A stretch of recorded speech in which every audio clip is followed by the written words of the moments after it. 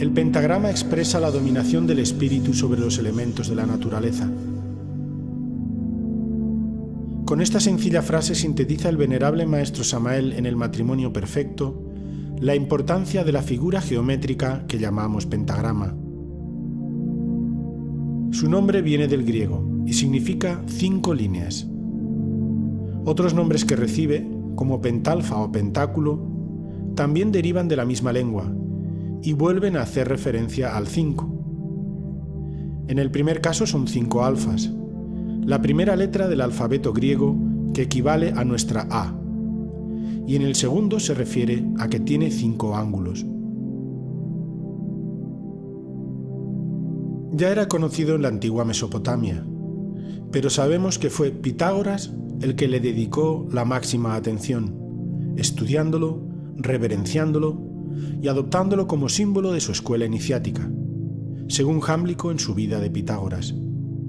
Parece ser que fue la escuela pitagórica, con su estudio exhaustivo, la que descubrió sus bellas propiedades geométricas, científicas y mágicas que entonces no estaban en absoluto diferenciadas. Aunque prácticamente no se conservan textos pitagóricos, parece claro que descubrieron el número phi, un número irracional, cuyos decimales no periódicos se extienden hasta el infinito.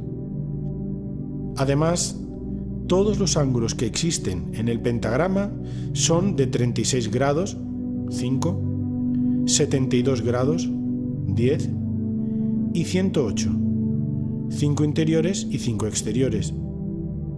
Y su suma cabalística nos conduce a un nuevo número de gran importancia, el 9. 3 más 6 igual a 9, 7 más 2 igual a 9, y 1 más 0 más 8 igual a 9. Los pitagóricos establecieron una relación entre la palabra higieia, salud en griego, que al contraerse se puede escribir como higeia, y el pentágono estrellado, situando una letra en cada vértice. Como los miembros de esta escuela se reconocían con este símbolo, es fácil establecer la relación entre mostrar el pentagrama ante una persona y desear salud y bienestar. De hecho, el verbo saludar proviene de la palabra salud. En el pentagrama cualquier segmento está en proporción áurea con el inmediatamente mayor. Es decir, una vez ordenadas las longitudes de los 4 segmentos de mayor a menor, la razón entre cada una de ellas y la siguiente es constante e igual a nuestro número de oro. El número áureo está presente en todos los objetos geométricos regulares en los que haya simetría pentagonal. Esto indica la relación con el número 5, la ley, a la que está sometido todo lo existente. En el interior de un pentagrama se forma un pentágono. Si unimos sus ángulos, obtenemos un nuevo pentagrama, por lo que la figura se puede reproducir hasta el infinito, al igual que la figura principal también se halla inscrita en un pentágono mayor. Nuevamente tenemos aquí la relación de phi con el infinito.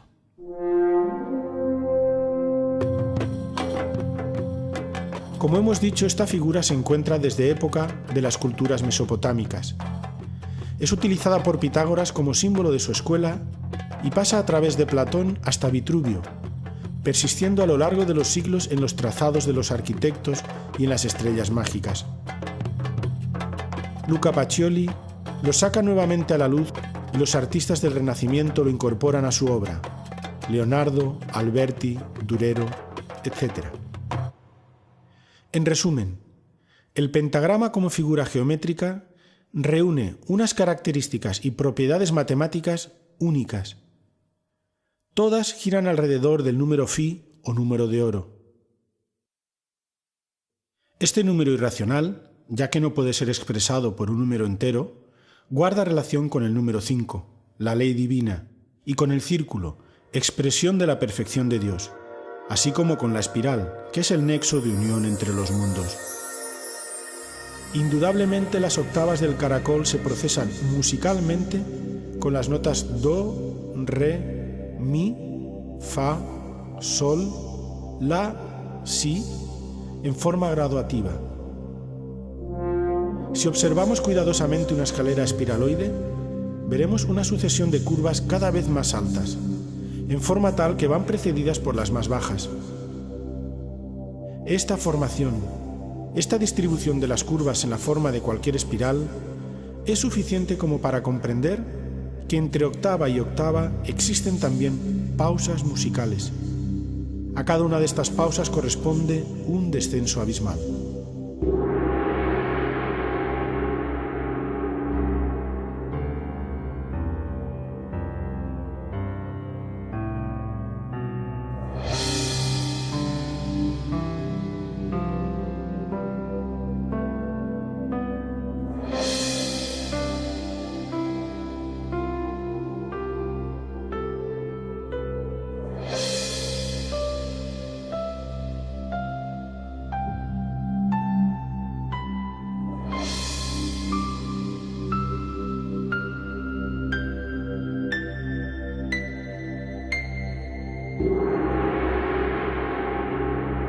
Samael Aum Beor, sí hay infierno, sí hay diablo, sí hay karma. En Tarot y Cábala, Samael sintetizó de esta manera el símbolo esotérico del pentagrama. En el ángulo superior del pentagrama encontramos los ojos del espíritu y el signo de Júpiter, Padre sagrado de los dioses. En los brazos el signo de Marte, símbolo de la fuerza. En los pies el signo de Saturno, símbolo de la magia. En el centro el símbolo de la filosofía oculta, el caduceo de Mercurio y el signo de Venus. El caduceo de Mercurio representa la espina dorsal y las dos alas el ascenso del fuego sagrado a lo largo de la espina dorsal, abriendo las 7 iglesias del Apocalipsis de San Juan, los 7 chakras, por medio de la castidad científica. El cáliz, símbolo del yoni femenino, también representa la mente cristalizada conteniendo el vino de la luz que seminiza el cerebro. La espada es el falo masculino. También encontramos la llave y el pentáculo de Salomón.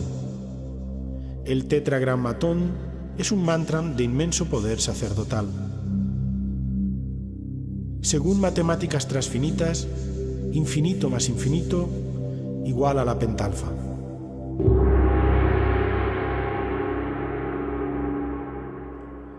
Su primera aplicación es la divina proporción, como la llamó Luca Pacioli en el siglo XVI, y consiste en la división de una línea en un punto tal que la distancia total sea a la mayor lo que la mayor es a la menor.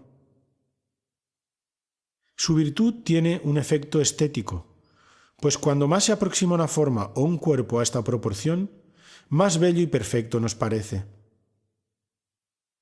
Todas las criaturas de la naturaleza tienden a desarrollarse cumpliendo esta proporción.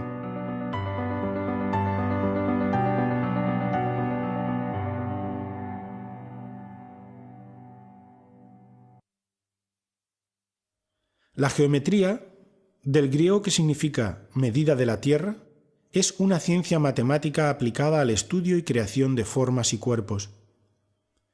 Se supone de origen griego, pero no hay duda que era conocida en Egipto y Mesopotamia. Su nombre cuadra muy bien con el uso práctico que se daba en esas antiguas culturas a esta ciencia: medir los campos tras las inundaciones estacionales y volver a delimitarlos. El principio de la geometría es el punto. A partir de aquí, con regla, el instrumento de la rectitud, y compás, el instrumento de la perfección circular, se crea el universo geométrico, como Dios hizo con toda la creación. Del punto nace la recta, y con 3 de ellas tenemos el triángulo, con 4 el cuadrado y con 5 el pentágono. En términos aritméticos, si el punto es el 0 y la recta el 1, observemos cómo es imposible crear la más simple de las figuras, el triángulo, con solo 2 líneas. Esta es la más simple demostración del misterio de la creación, que requiere de la concurrencia de 3 elementos o fuerzas para su existencia. La forma de crear un rectángulo con phi consiste en apoyar un compás en la mitad de un cuadrado perfecto y extender su otra punta hasta su ángulo inferior. Haciendo girar el compás, nos dará el punto hasta donde se debe extender el rectángulo para que resulte áureo.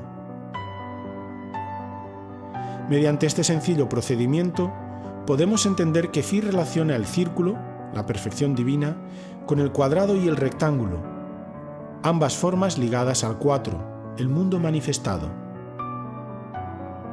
En el mismo triángulo-rectángulo tenemos implícito el valor de Phi, la armonía oculta que anima a todas las cosas existentes hacia la belleza y la verdad divinas. El psicólogo alemán Gustav Theodor Fechner, 1801-1887, realizó en 1876 el experimento de presentar rectángulos de varias medidas y darlos a elegir a diversos sujetos, prefiriendo la mayoría los que guardaban la proporción áurea. Los poliedros regulares son sólidos cuyas caras son todas iguales. Los pitagóricos demostraron que solo pueden existir 5 cuerpos regulares, que representan a cada uno de los elementos. La Tierra está representada por el cubo, constituida por 8 vértices y formada por 6 cuadrados. El fuego por el tetraedro, que son 4 triángulos equiláteros. El aire por el octaedro, 8 triángulos equiláteros.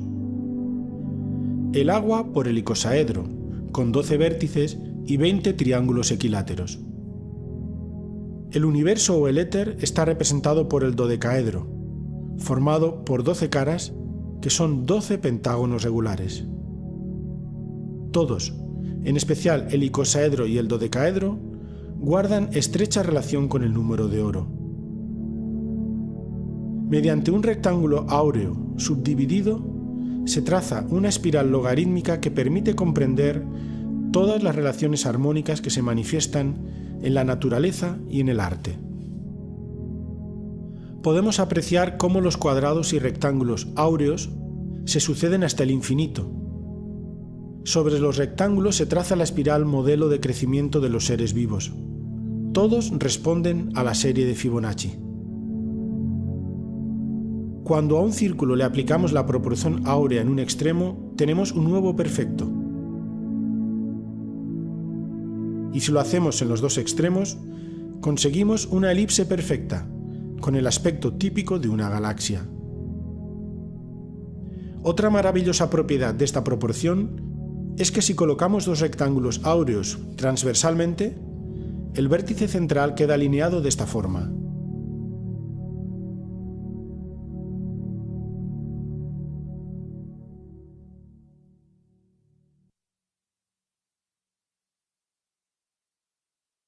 El llamado número Phi es la expresión numérica que ha hecho el hombre de una proporción que no es un invento humano, sino que existe en la naturaleza. Las criaturas en su crecimiento se aproximan a la perfección matemática. La espiral logarítmica determinada por los rectángulos áureos autorreproduciéndose marca el crecimiento de muchos frutos y flores y también conchas. Los ejemplos que se citan a continuación no son más que casos que se han investigado científicamente. Los cristales de pirita, aunque no es la forma principal de cristalización de los cuerpos. La filotaxia. Esta ciencia estudia la distribución de las ramas y hojas en forma helicoidal a lo largo del tallo, que siguen una espiral áurea, lo que además permite aprovechar al máximo la insolación. Por ejemplo, lo vemos también en el grueso de las ramas principal y secundaria respecto al tronco y en la distribución de las nervaduras de las hojas. La espiral de crecimiento de las piñas siempre combina igualmente espirales en sentidos opuestos de número secuencial de Fibonacci. En la mayoría de las flores vemos que existe la ley de Ludwig.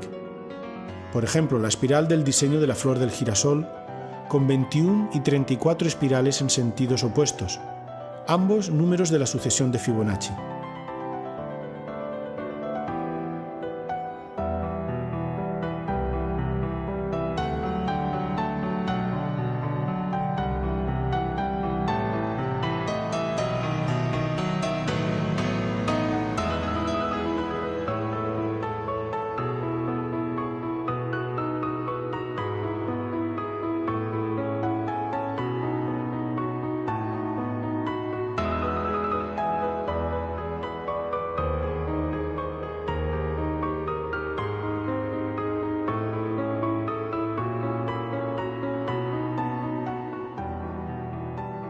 Tenemos también la maravillosa y sorprendente col romanesco.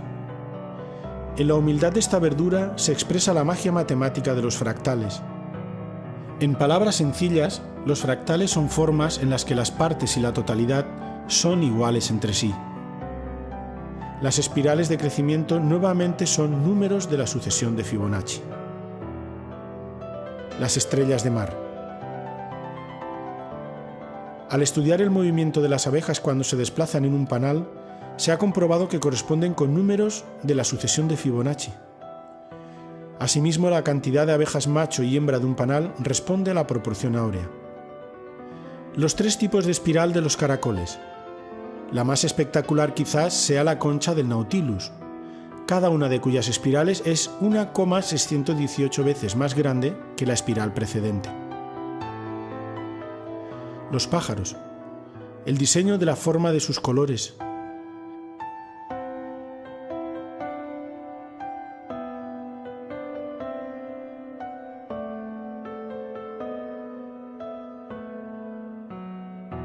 La forma espiral de las galaxias.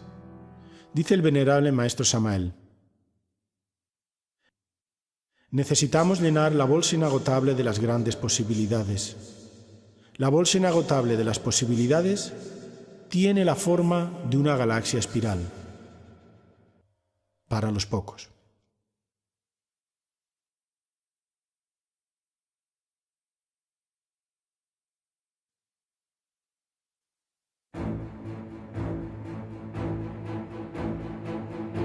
El pentagrama representa al hombre completo, escribe el venerable maestro Samael en el Matrimonio Perfecto. Según los filósofos griegos Heráclito y Protágoras, el hombre es la medida de todas las cosas. Estudios anatómicos y artísticos demuestran sin lugar a dudas que el canon ideal de la belleza es Φ. Cuanto más se aproxime un rostro o un cuerpo al número de oro, más bello nos parecerá.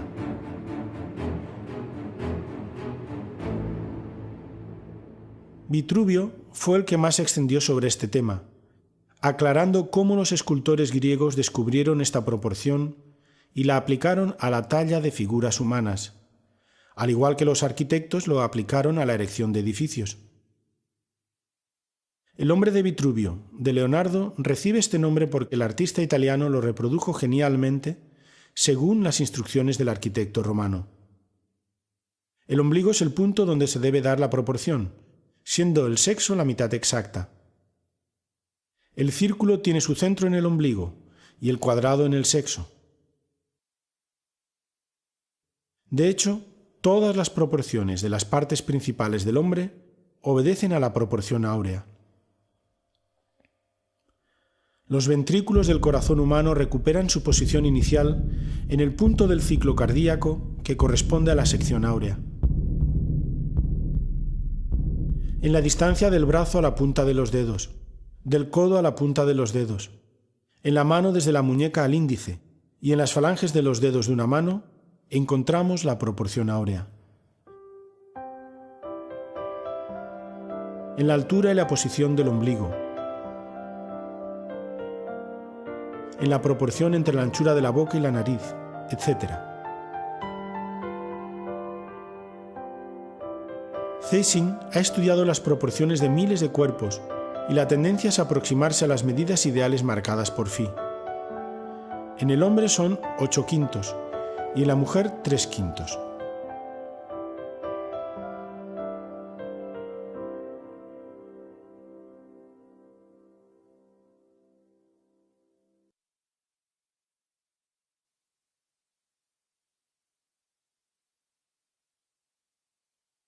Como dijimos anteriormente, la primera escuela que sacó a la luz estos secretos matemáticos fue la de Pitágoras de Samos, en el siglo V a.C.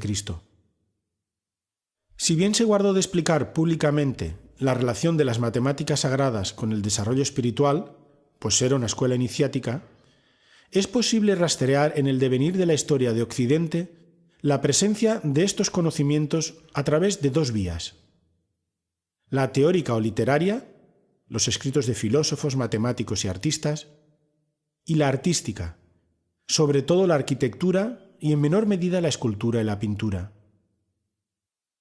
Aunque pudiera parecer que el conocimiento de la proporción áurea aumentara en el devenir histórico, lo único que está sucediendo es que aumenta el saber y decrece el ser, es decir, aumentan las explicaciones teóricas y disminuye su presencia y su uso consciente.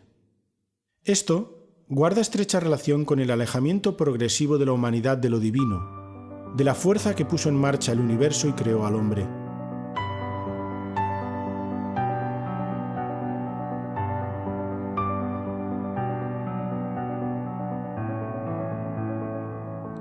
Este campo es uno de los más fecundos en la aplicación de Phi. En forma natural, el artista tiende a expresarlo en las medidas de todas sus creaciones, dado su valor altamente estético. Pero además, no hay duda que se usó a modo de misterio matemático y místico en todas las grandes obras a lo largo de la historia. Ponemos ejemplos que han sido objeto de estudio. En la era mesopotámica, estamos hablando del año 7000 al 3200 a.C., en las tablillas de arcilla sumerias se encuentran grabados pentáculos. La puerta de la muralla de Bagdad responde también en sus diseños a la divina proporción.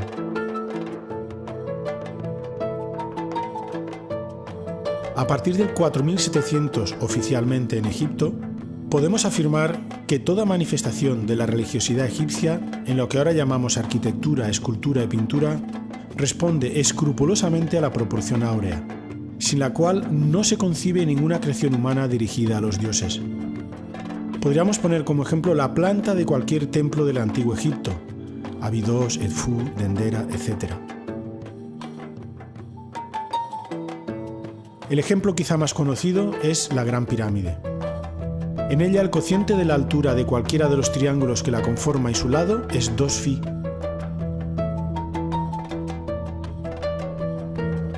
La razón entre la altura de una cara y la mitad del lado de la base es 1,618, es decir, el número de oro. Pero no acaban aquí las sorpresas. El cociente entre el área total y el área lateral de la pirámide es también el número de oro.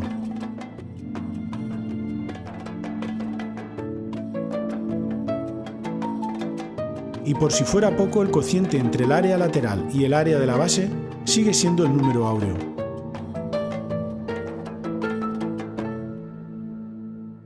Pitágoras, 582-500 a.C.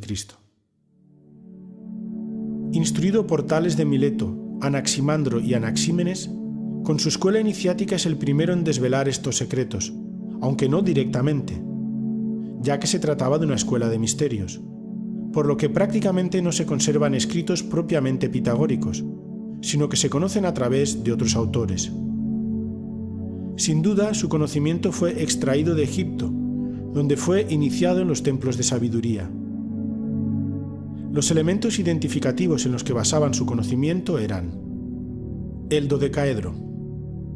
Representa al éter, el quinto elemento o sustancia generatriz presente en todo y base de los otros 4 elementos: tierra, agua, aire y fuego. La llamada tetractis, los 4 primeros números, base y origen de la naturaleza manifestada.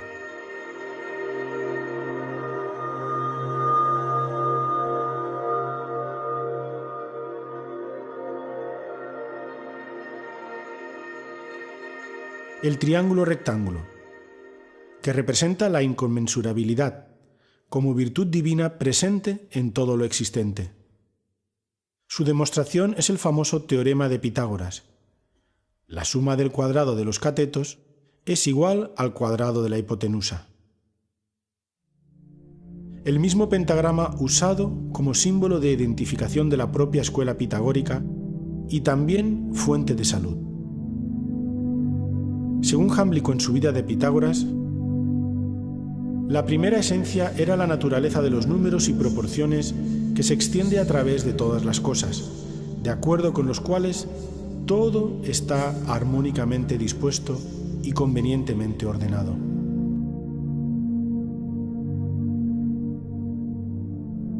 La música. A través de su estudio de la mística de los números, descubrieron el carácter aritmético de la armonía musical.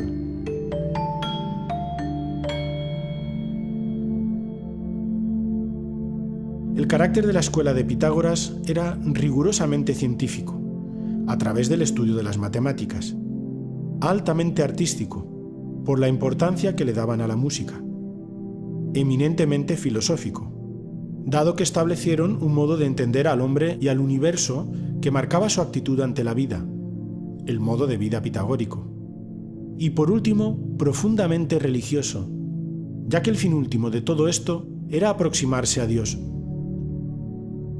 Además, su principal característica es que no era una escuela en el sentido que actualmente tiene, sino una escuela de misterios, es decir, el conocimiento se adquiría en forma iniciática y tenía el sentido de sabiduría sagrada revelada. Se puede afirmar que la mayoría de los teoremas y demostraciones matemáticas sobre geometría que conforman los elementos de Euclides se deben a los pitagóricos. Igualmente, su influencia cultural fue tal que, pasando a través de la filosofía platónica, se encuentra en la base del cristianismo y de nuestra civilización occidental.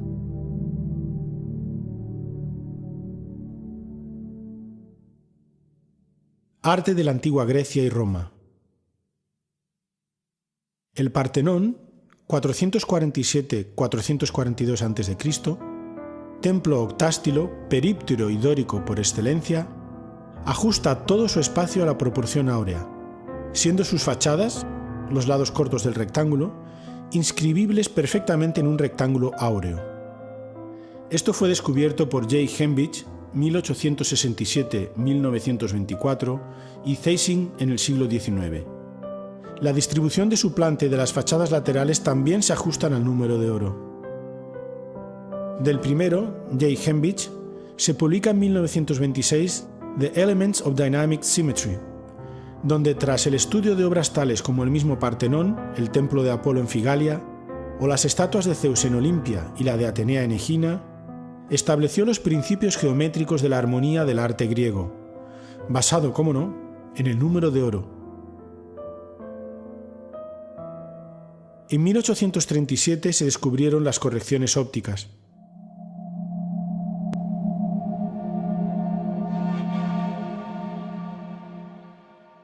Sabemos que Pericles ordenó su construcción y encargó a Fidias que trabajara como escultor y supervisor de las obras.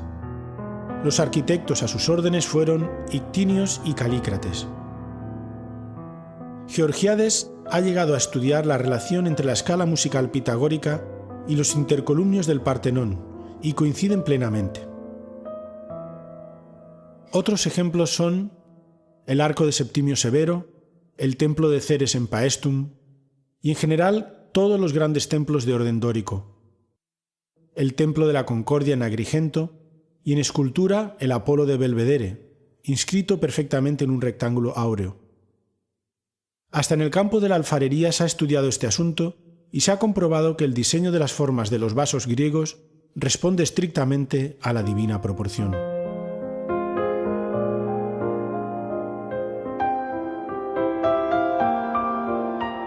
Platón, 428 al 347 a.C.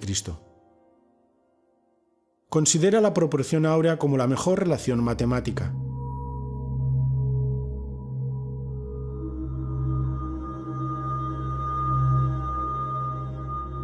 Habla de los 5 cuerpos regulares que tomaron el nombre de sólidos platónicos. El dodecaedro es la combinación de la que Dios se sirvió para trazar el plano del universo, según dice en su Timeo. También dice: es imposible combinar bien 2 cosas sin una tercera. Hace falta una relación entre ellas que las ensamble.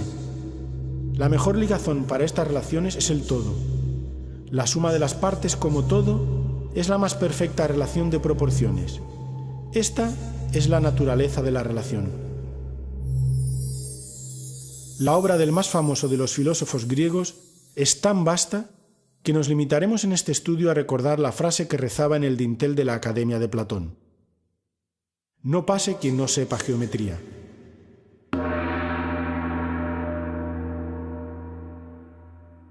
Euclides, siglo IV a.C. Los elementos.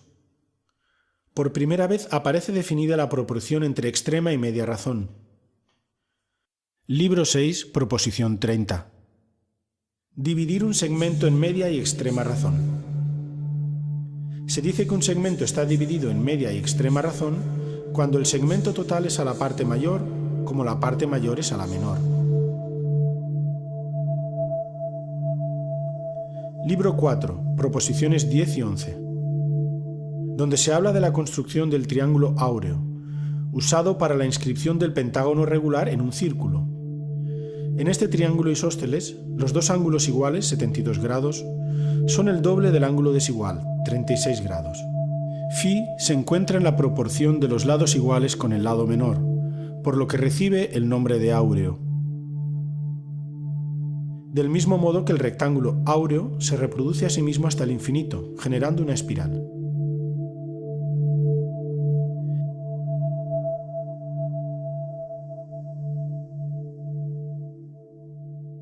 Vitruvio, 85-26 a.C. Para ser buen arquitecto hay que ser buen músico. La simetría consiste en el acuerdo de medidas entre los diversos elementos de la obra y estos con el conjunto. Como del cuerpo humano se deduce la proporción, aquella que los griegos llamaban analogía o consonancia entre las partes y el todo. Dicha simetría está regida por un módulo o canon común, el número.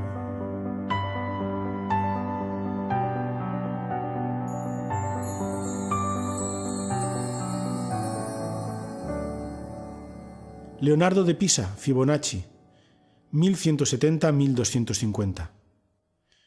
Escribió Liber Abaci, libro de los ábacos. Este gran matemático de la Edad Media introdujo, tras su estancia en África, los números árabes que revolucionaron la aritmética en Europa. Propone un problema sobre la reproducción de los conejos que da lugar a la conocida como sucesión de Fibonacci. Esta sucesión está vinculada además a la espiral y es la forma del número áureo más presente en la naturaleza.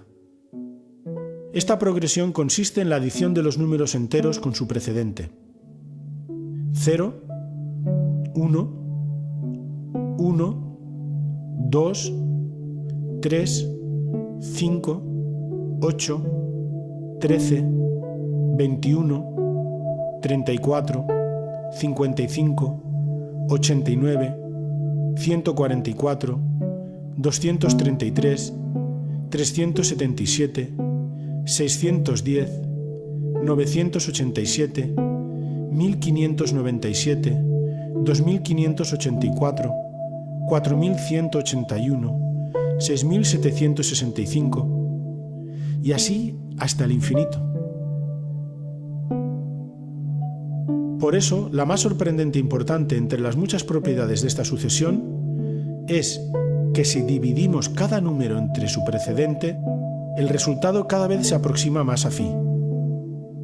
1 entre 0 igual a 0, 1 entre 1 igual a 1, 2 entre 1 igual a 1, 3 entre 2 igual a 1,5, 5 entre 3 igual a 1,666, 8 entre 5 igual a 1,6, 13 entre 8 igual a 1,625, 21 entre 13 igual a 1,615, 34 entre 21 igual a 1,619, 55 entre 34 igual a 1,617 y 89 entre 55 igual a 1,618, la aproximación con 3 decimales más exacta que se conoce.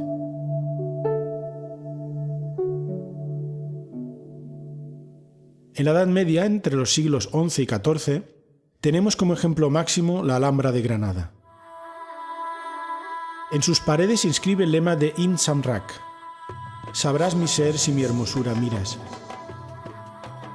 Esa hermosura proviene de su prodigiosa geometría, ya que los sabios árabes sabían que el paraíso estaba relacionado con la belleza de la perfección geométrica dirigida hacia Dios. La Alhambra es una de las más bellas expresiones de la geometría que el hombre ha construido.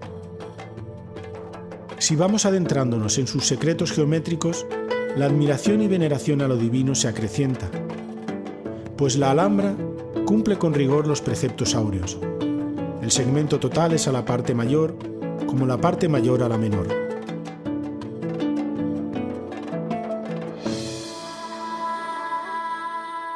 La mayor parte de la Alhambra fue construida en el siglo del arte gótico y comparte los secretos geométricos de las catedrales, aunque expresados en una forma muy diferente. Es la manifestación arquitectónica única e irrepetible de la Casa de Nasr. Su fundador, Al-Ahmar el Rojo, fue aclamado como vencedor por el pueblo cuando volvía de ayudar a los cristianos en la toma de Sevilla. «No me aclaméis», dijo, «porque solo Dios es vencedor. La Ghalib ili Allah».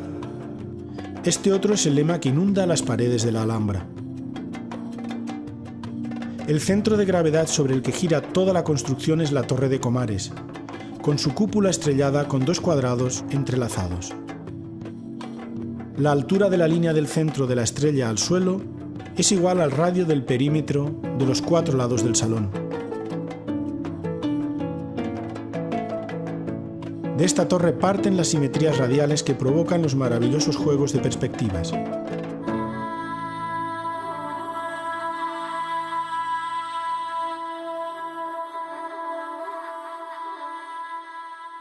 Del prerrománico, románico y gótico, podemos decir que las cofradías de artesanos y constructores de catedrales transmitieron los secretos iniciáticos de la mística pitagórica y los plasmaron en los edificios que construían.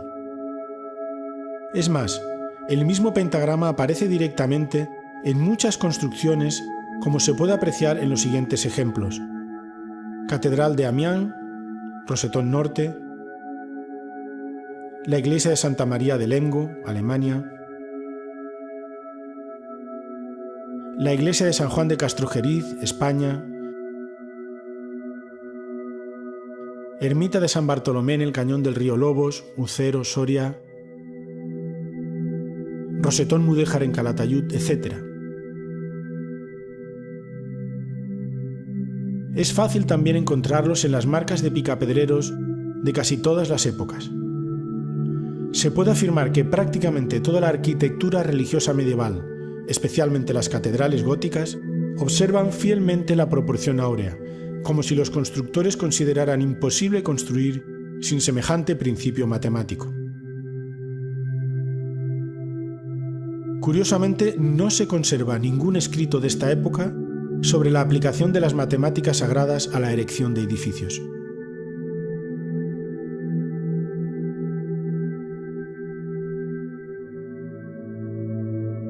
Ejemplos de estudios concretos los tenemos en Santa María dei Fiori de Florencia,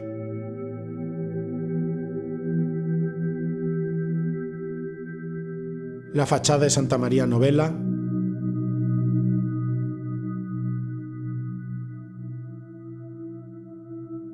Notre Dame de París,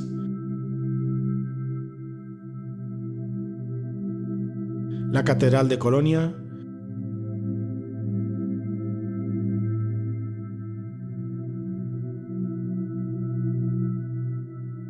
Saint-Ouen de Rouen,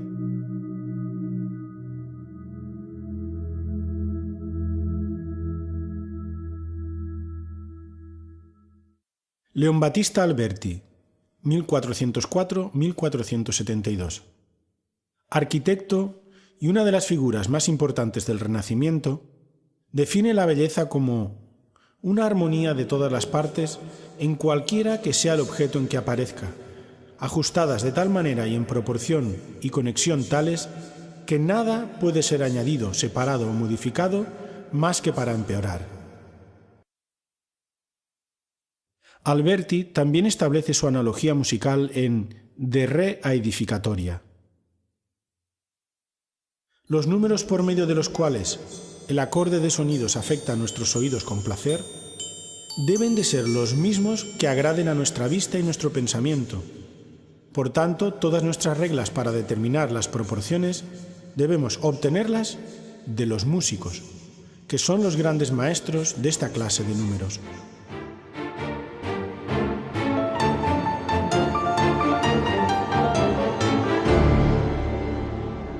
Luca Pacioli, 1445-1508. De Divina Proportione. Aquí recoge el neopitagorismo y el neoplatonismo de la antigüedad, en clara relación con el Timeo de Platón, al que cita en repetidas ocasiones, con todas sus implicaciones matemáticas, religiosas, místicas, filosóficas y artísticas. Fue de suma importancia para los científicos y artistas del Renacimiento, alargándose su influencia para toda la posteridad, incluso a nivel mágico.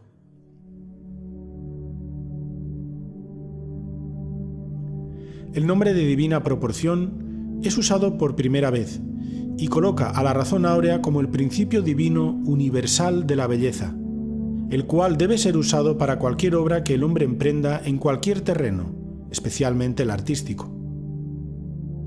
Así, la obra del hombre debe ser un reflejo fiel de la perfección de la obra divina.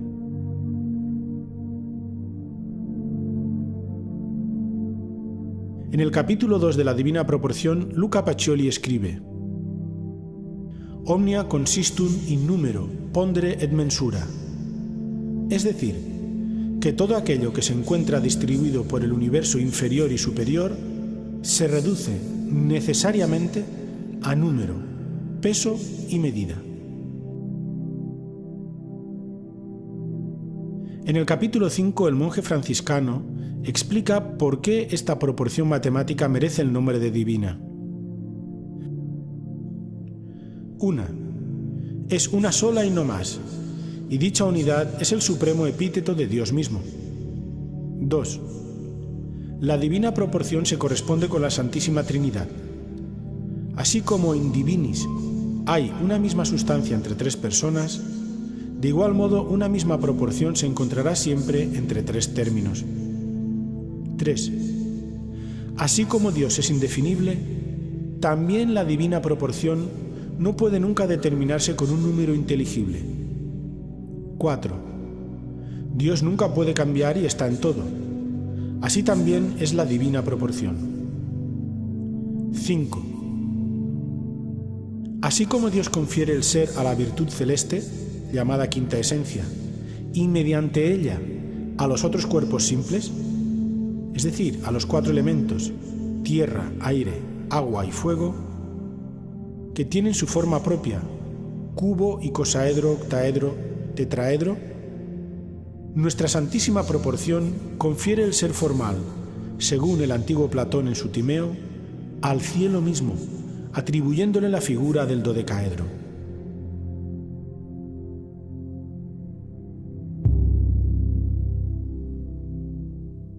Leonardo da Vinci, 1452-1519. La genialidad de Leonardo en este campo se manifiesta en sus escritos y también en sus obras. Explicó teóricamente nuestra proporción y también la aplicó en la práctica en toda su obra. Le unía una gran amistad con el monje Luca Pacioli y realiza los dibujos para la edición de la Divina Proporción. En su tratado de pintura afirma: nuestra alma está hecha de armonía, y la armonía no se engendra, sino que surge espontánea de la proporción de los objetos que la hacen visible. La gracia de las proporciones está encerrada en normas armónicas. Hace falta usar estas reglas para corregir los errores de las primeras líneas de la composición. El pintor inventa la forma y la materia de las cosas que va a representar. Luego las mide, organiza y proporciona. Y también en el cuaderno de notas, la proporción se encuentra no solamente en los números y medidas, sino también en los sonidos, pesos, tiempos, espacios y cualquier clase de energía que pueda existir. A él le debemos el nombre de proporción áurea.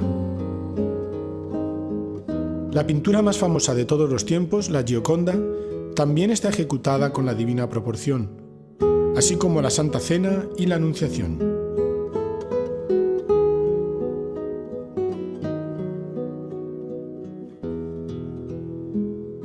Albrecht Dürer, o Alberto Durero, en 1525, escribe la instrucción sobre la medida con regla y compás de figuras planas y sólidos. Allí desarrolla la espiral basada en el número áureo. En las obras Adán y Eva se ejemplifica la aplicación de la proporción áurea.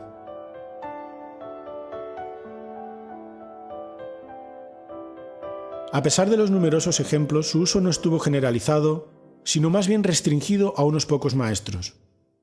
Se ha comprobado su presencia en la fachada del Colegio de San Ildefonso en Alcalá de Henares, 1537-1553, del arquitecto Rodrigo Gil de Ontañón. Con Miguel Ángel, la Creación y el David, por citar algunos ejemplos. Rafael, en la Madonna de Ansi Dei.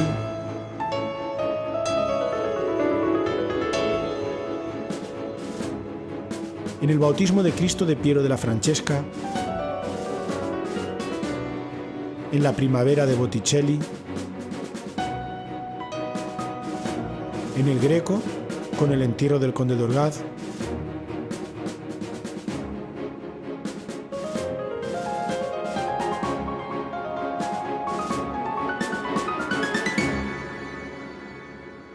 En 1530, Cornelio Agripa escribe De oculta filosofía, en Amberes.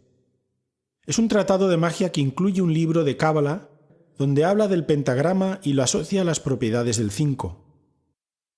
Símbolo de la felicidad y de la gracia, sello del Espíritu Santo y vínculo que todo lo enlaza. Allí muestra al famoso hombre inscrito dentro de un pentagrama. Agripa escribe: las ciencias matemáticas son parientes de la magia, porque todo cuanto pueda existir en las fuerzas naturales esclavas no consiste más que en número y armonía.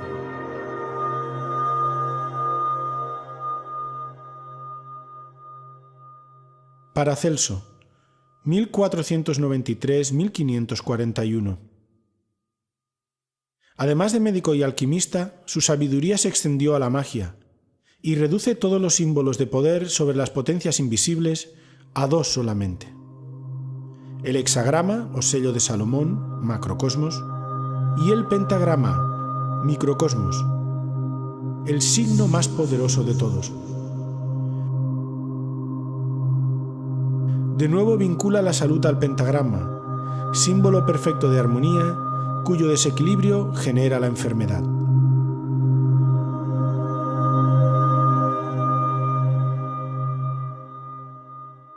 Johannes Kepler, 1571-1630.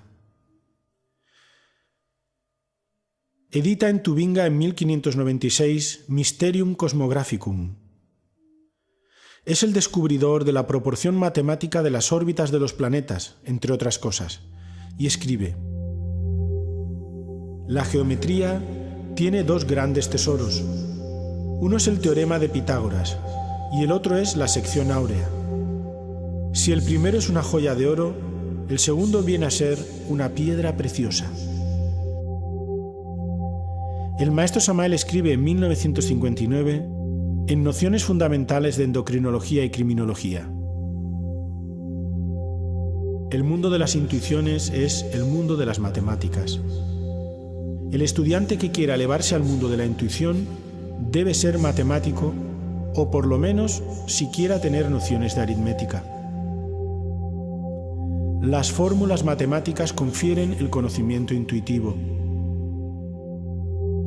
El estudiante se debe concentrar en una fórmula matemática y meditar profundamente en ella. Después vaciar la mente y ponerla en blanco. Luego aguardar que el ser interno nos enseñe el concepto de contenido encerrado en la fórmula matemática. Por ejemplo, antes de que Kepler enunciase públicamente su famoso principio de que los cuadrados de los tiempos de las revoluciones de los planetas alrededor del Sol son entre sí como los cubos de sus distancias, ya la fórmula existía, estaba contenida en el sistema solar, aun cuando los sabios no la conocían. El estudiante puede concentrarse mentalmente en esta fórmula, vaciar la mente, adormecerse con mente en blanco y aguardar que su propio ser interno le revele todos los secretos maravillosos contenidos en la fórmula de Kepler. La fórmula de Newton acerca de la gravitación universal también puede servir para ejercitarnos en la iniciación. Esta fórmula es la siguiente. Los cuerpos se atraen entre sí en razón directa de sus masas y en razón inversa del cuadrado de sus distancias. Si el estudiante practica con tenacidad y suprema paciencia, su propio ser interno lo enseñará e instruirá en la gran obra. Entonces estudiará a los pies del maestro, se elevará al conocimiento intuitivo.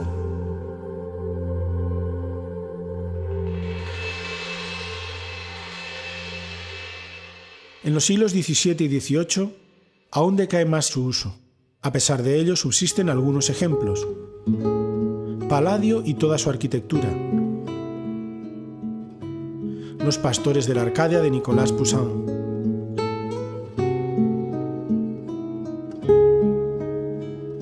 Las Meninas de Velázquez.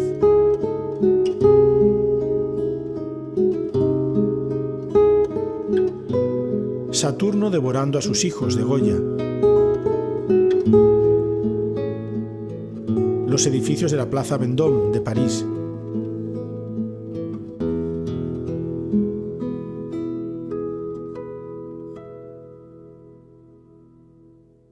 Y en 1806, Johann Wolfgang von Goethe termina la primera parte del Fausto. Mefistófeles. Lo confieso, para irme a pasear me estorba un leve obstáculo. Es este signo pintado en el umbral. Fausto. ¿Te molesta la pentalfa? Pues dime entonces, hijo del infierno, si por eso no sales, ¿cómo entraste? ¿Cómo cayó en la trampa tal espíritu? Mefistófeles. Fíjate en él. No está bien dibujado. El ángulo hacia afuera, como ves, se abre excesivamente.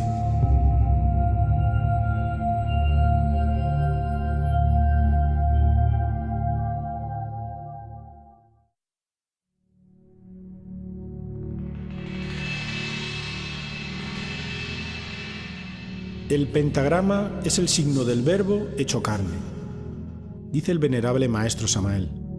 Y también en el matrimonio perfecto, el pentagrama es símbolo del verbo universal de vida. Se puede hacer resplandecer instantáneamente el pentagrama con ciertos mantras secretos.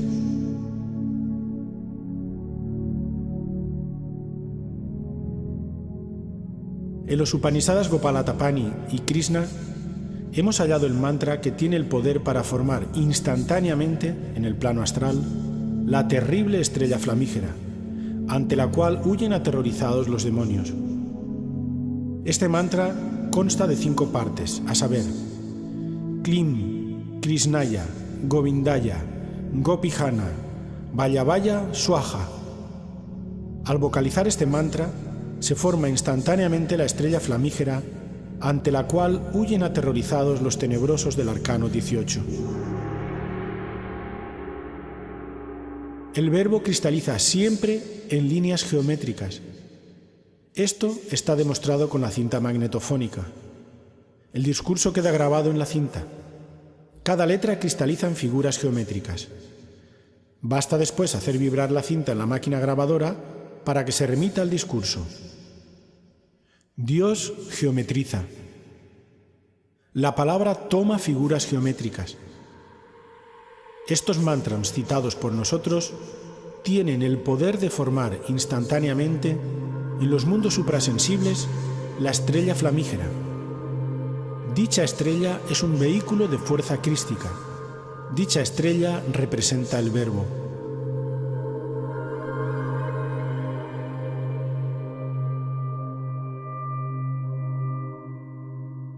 Con este poderoso mantra se pueden defender todos aquellos que están trabajando en la fragua encendida de Vulcano. Dicho mantra se vocaliza silabeándolo. Con este mantra se puede conjurar a los demonios que controlan a los posesos. Es urgente aprender a crear instantáneamente la estrella flamígera. Con este mantra podemos crear esa estrella para combatir a los tenebrosos.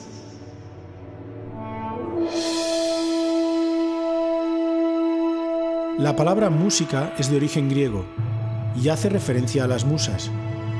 Hesíodo, hacia fines del siglo VIII a.C., nos dice que las musas son las 9 diosas hermanas, hijas de Zeus, Dios, y Mnemósine, la memoria, protectoras de la poesía, las artes y las ciencias.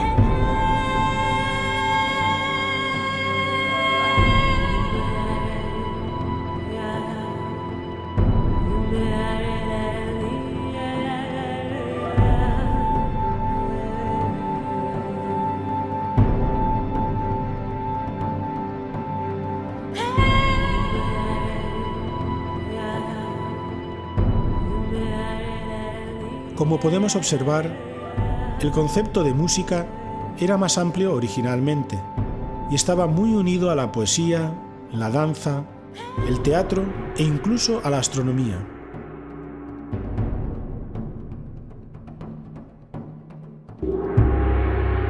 Platón estableció que las matemáticas eran la base para las ciencias que permitían acceder a la comprensión total del universo.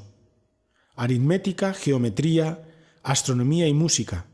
Estas disciplinas componían el llamado quadrivium de la enseñanza universitaria de la Edad Media.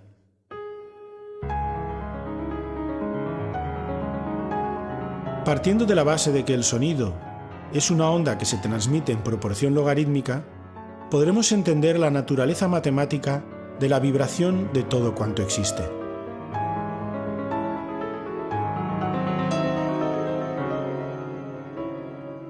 La música fue el tercer pilar de la comunidad pitagórica.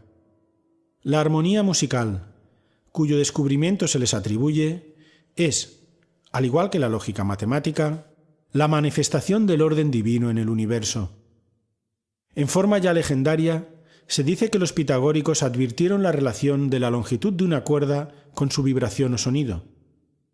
Usaron un instrumento de una única cuerda, el monocordio, y descubrieron que su subdivisión en cierta proporción producía sonidos consonantes, es decir, que sonaban bien. Son las llamadas quintas, cuartas, terceras, octavas, etc.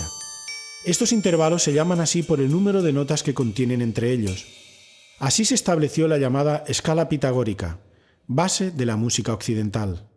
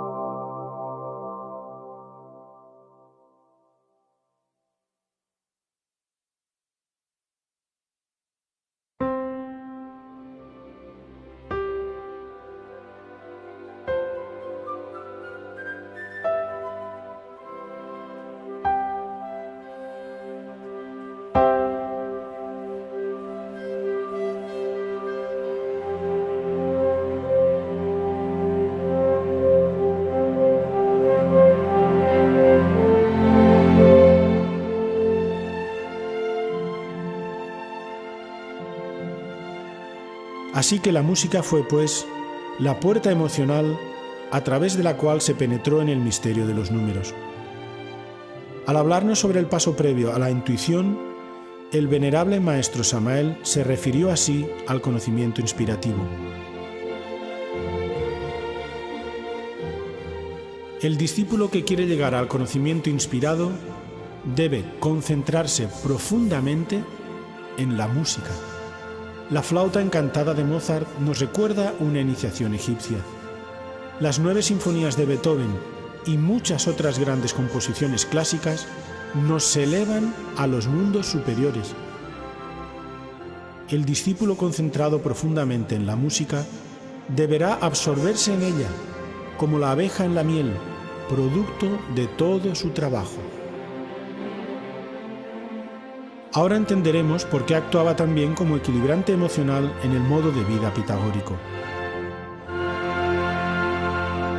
A ellos les debemos también la afirmación que sostiene que, como toda vibración produce un sonido, también los mundos en su movimiento planetario producen un sonido que, sumado al de los otros cuerpos celestes, conforma la llamada música o armonía de las esferas, lo que fue reafirmado por Kepler y sus descubrimientos astronómicos.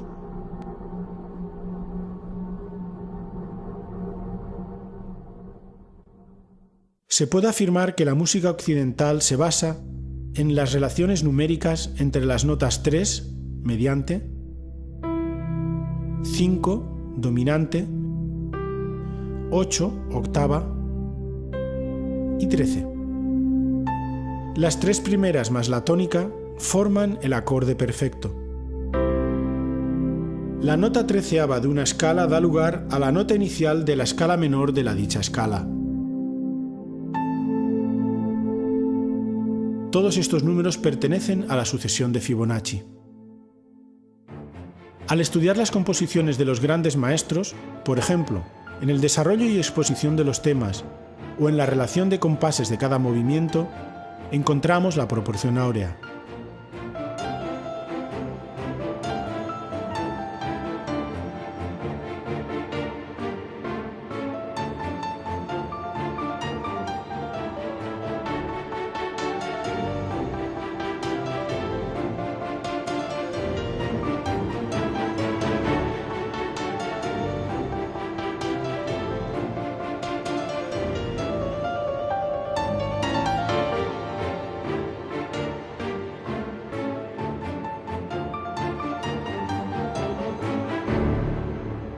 Hemos dejado a propósito la relación del pentagrama esotérico y el número de oro con la música para el final de este estudio, ya que en la ciencia de las vibraciones radica la clave para poder aplicar estos conocimientos sobre nosotros mismos. De acuerdo a la ley del 7, el desarrollo completo de cualquier cosa que se emprende en la vida está sujeto a una corriente de sonido con un principio y un fin que se divide en 7 periodos de desarrollo, llamados notas en la escala musical. Sabemos muy bien que debido a la naturaleza propia de la ley del 7, en una sola escala de desarrollo, compuesta por las notas do, re, mi, fa, sol, la, si, existe un periodo crítico entre la tercera nota, mi, y la cuarta, fa.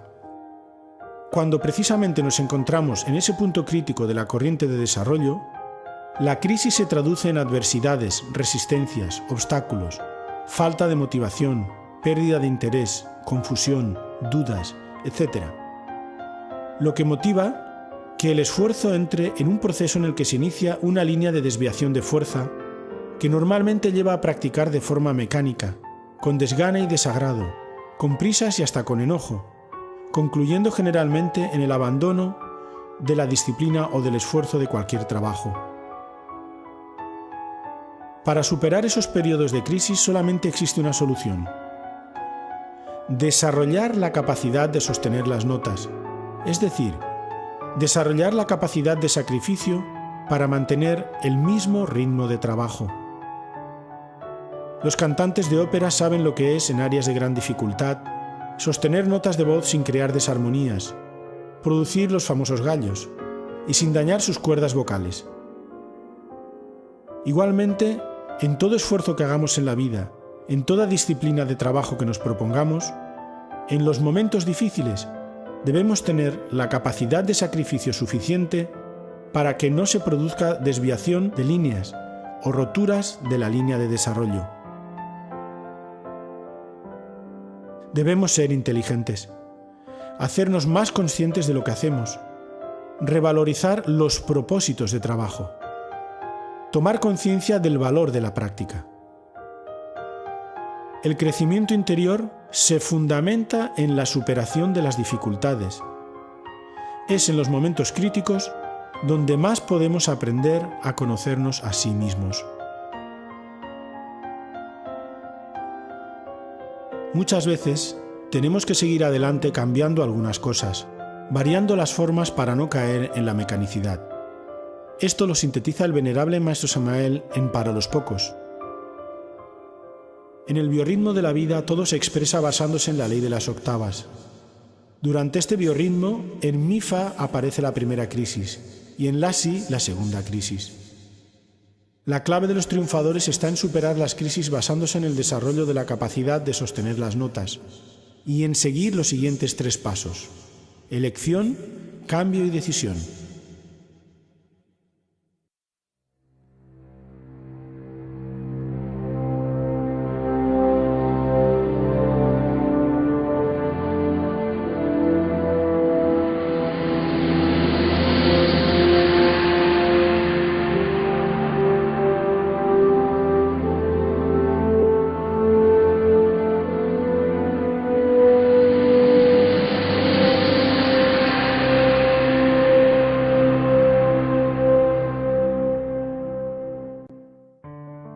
Todos tenemos la suficiente inteligencia para superar los obstáculos. Debemos confiar en nuestro real ser, trabajar para nuestro real ser.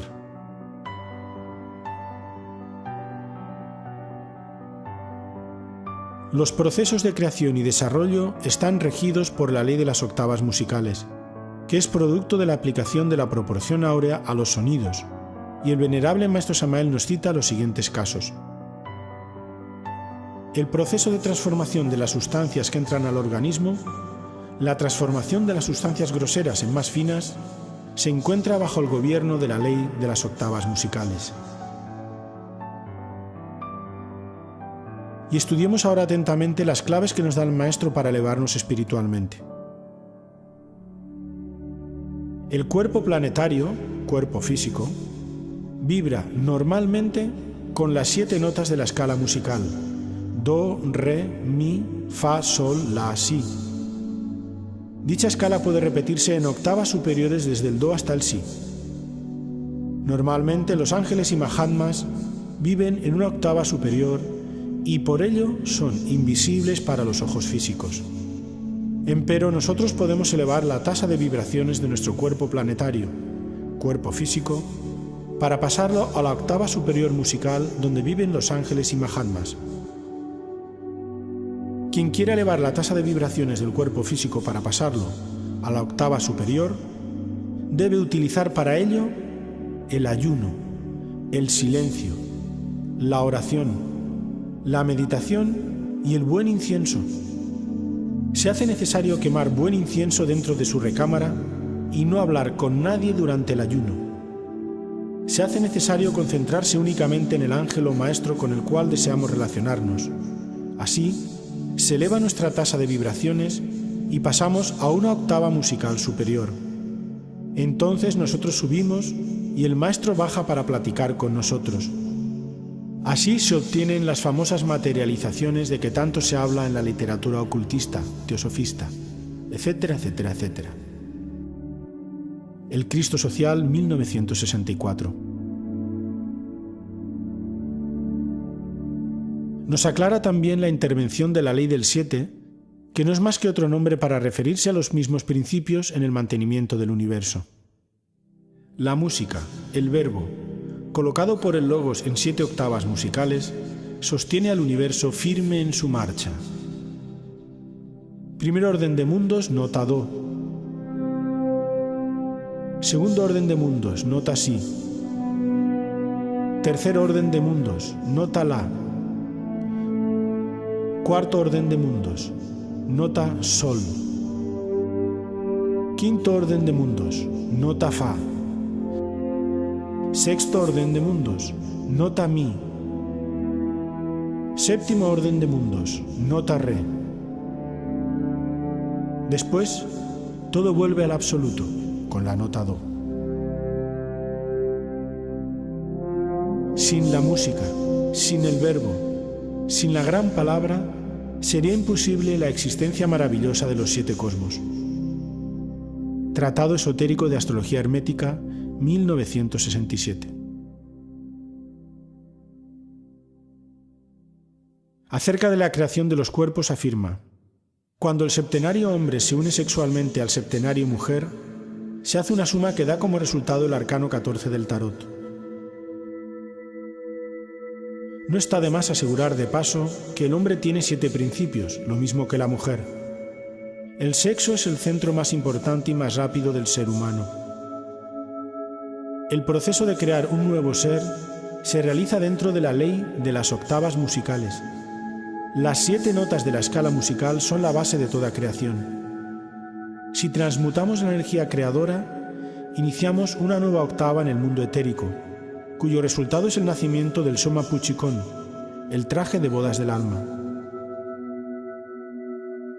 Con este vehículo podemos penetrar conscientemente en todos los departamentos del reino. La tercera octava nos permite engendrar el verdadero astral, el astral Cristo. Al llegar a estas alturas, el viejo astral de fantasma queda reducido a un cascarón vacío, que se va desintegrando poco a poco. La cuarta octava nos permite engendrar la mente Cristo. Este vehículo nos da verdadera sabiduría y unidad de pensamiento. Solo aquel que engendra la mente Cristo tiene derecho a decir: tengo cuerpo mental. El cuerpo mental actual es solo un fantasma de la fachada. Realmente este se convierte en un cascarón hueco cuando nace la verdadera mente. Entonces se desintegra, se reduce a polvareda cósmica. La quinta octava musical engendra el verdadero cuerpo causal. Al llegar a estas alturas encarnamos el alma. Entonces ya tenemos existencia real. Antes de este instante no tenemos existencia real. Curso esotérico de Cábala 1969. El mismo movimiento gnóstico, obra de un ser despierto, obedece a la misma ley. Quiero deciros que esta enseñanza para la nueva era acuaria se está entregando de acuerdo con la ley de las octavas musicales. Cada una de estas obras se va desarrollando en notas más y más elevadas. Cuando lleguemos a la nota síntesis, entonces el mensaje habrá concluido. Después de eso me marcharé con mi divina madre Kundalini hacia la eternidad.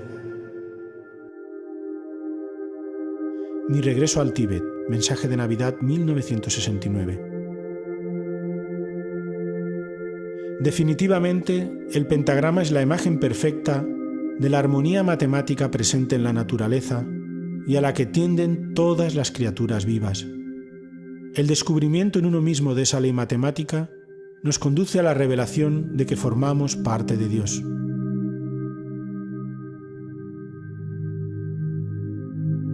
Ven tú, Madre de los 7 centros, que descansas en la armonía de la octava.